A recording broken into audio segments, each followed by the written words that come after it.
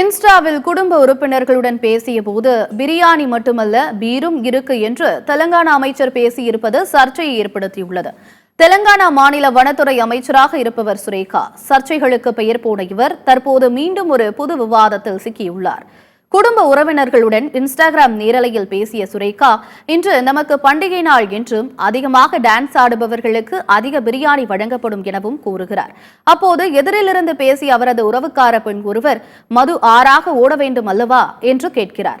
அவருக்கு பதிலளிக்கும் விதமாக பேசிய சுரேகா, பிரியாணி இருந்தால் பீர் இருக்க வேண்டும் என்றும் எவ்வளவு பீர் வேண்டுமோ அவ்வளவு பீர் வாங்கி கொடுக்க வேண்டும் எனவும் தெரிவித்தார். அதிகம் டான்ஸ் ஆடுபவர்களுக்கு அதிக பீர் வாங்கி கொடுக்கப்படும் என்று அமைச்சர் சுரேகா தெரிவித்துள்ளார்.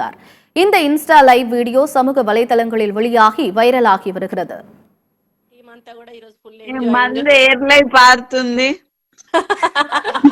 అంటే బిర్యానీ ఉంటే బీర్ అండ్